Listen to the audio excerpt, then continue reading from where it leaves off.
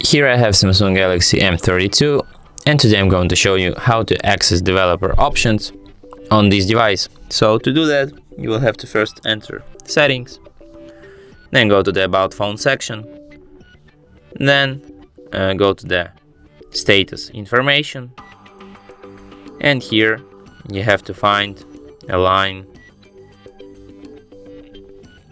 not Status Information, in Software Information. You have to find the line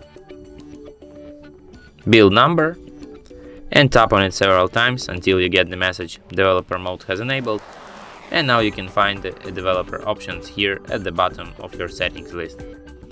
And here they are of our super interesting and super useful developer options. You can also disable them here, and after that they will disappear from the settings list. And that's it. Thanks for watching. If you find this tutorial useful, don't forget to hit that like button and subscribe to our channel.